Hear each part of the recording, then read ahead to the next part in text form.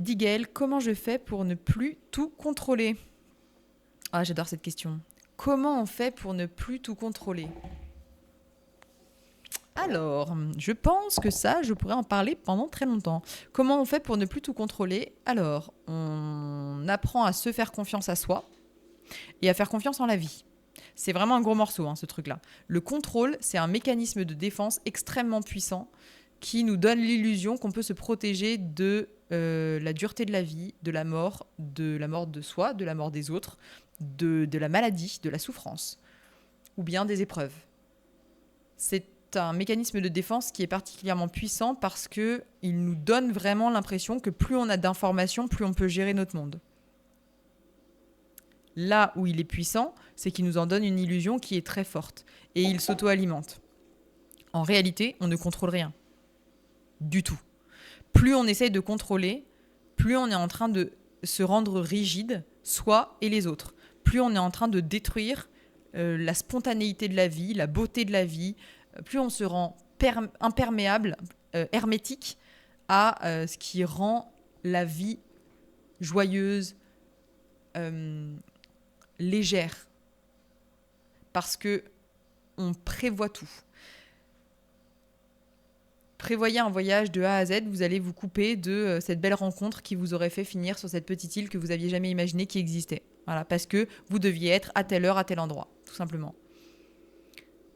Contrôler, c'est se donner l'illusion à soi-même qu'on peut tromper la mort, tromper la maladie, tromper la souffrance, parce qu'on croit, et ça c'est vraiment une méconnaissance envers soi-même, on croit qu'on n'est pas capable de gérer ça.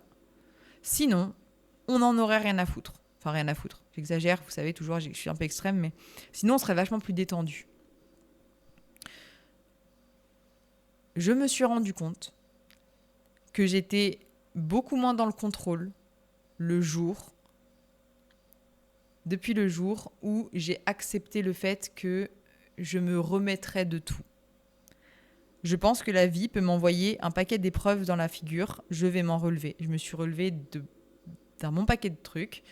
J'ai perdu beaucoup de personnes, de ma famille, très très proche, et je m'en suis remise. Je sais ce que ça fait que de renoncer à son confort. J'ai traversé des deuils, des ruptures, des échecs, des moments de perdition complète, des grands moments de doute, du harcèlement. Vraiment, je me suis rendu compte que j'étais pas en sucre. Donc je crois que on se fait confiance en se rappelant qu'on est des humains. On n'est pas des petites choses fragiles. On est fait pour la résilience. Donc, la vie peut nous amener ce qu'elle veut en face. On est capable de s'en remettre. C'est ça, se faire confiance. C'est ne plus essayer de tout contrôler en pensant que la vie nous veut du mal, déjà, ce qui n'est pas le cas, jamais, enfin voilà, que les autres humains sont dangereux.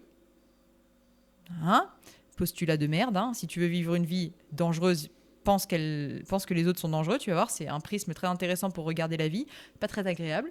Donc commencer à faire confiance à la vie, aux gens, et arrêter de considérer qu'ils te veulent du mal. Arrêter de considérer que tout est dirigé contre toi, arrêter de croire que tu es le centre du monde, arrêter de croire que...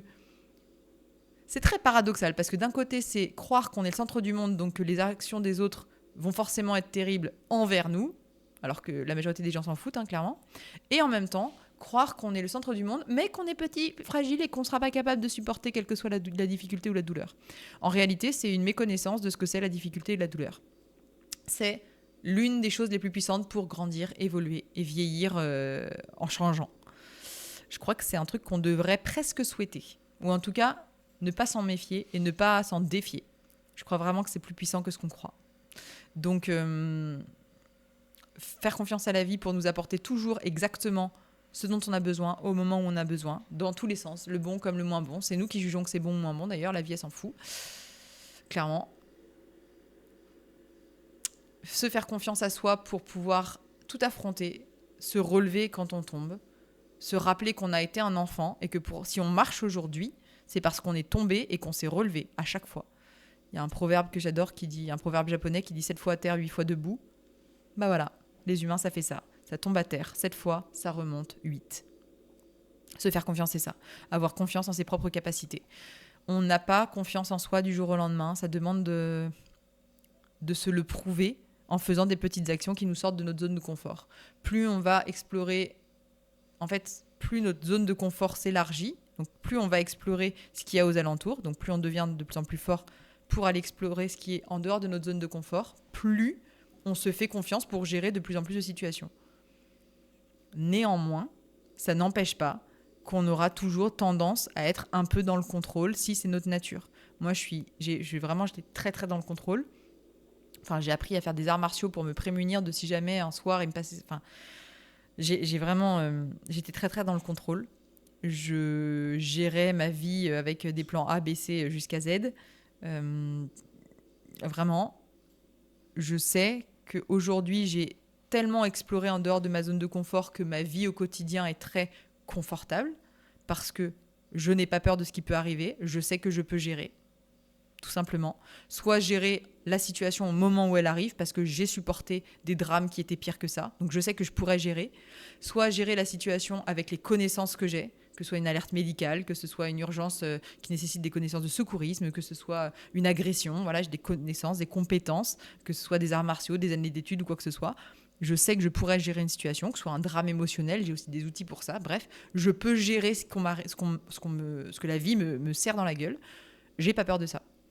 Par contre, il y a toujours des moments dans lesquels je suis encore dans le contrôle. C'est dès que je ressors de ma zone de confort. Là, j'ai besoin de contrôler, j'ai besoin de m'assurer que je suis en train de faire ce qui est bon. Voilà, donc je pense que c'est important de garder ça en tête aussi. C'est qu'on garde toujours un peu du contrôle.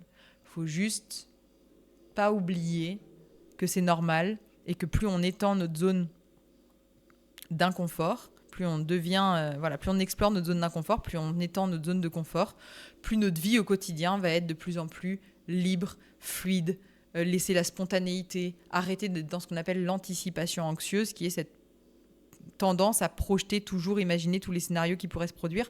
Et souvent, on garde que les scénarios catastrophes en plus parce qu'on n'est même pas juste dans le jugement. On pourrait garder que les scénarios magiques. C'est pas ce qui se passe en général.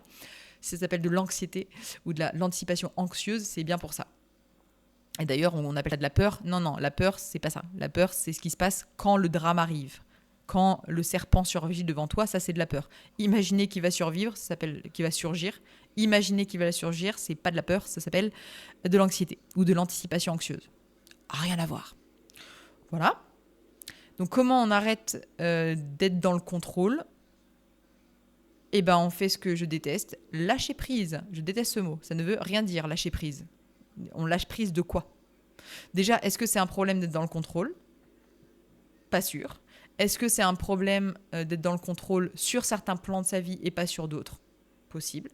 Est-ce qu'on a besoin du contrôle ? Absolument. Surtout quand on est chef d'entreprise. Je pense que c'est un truc qu'il faut garder.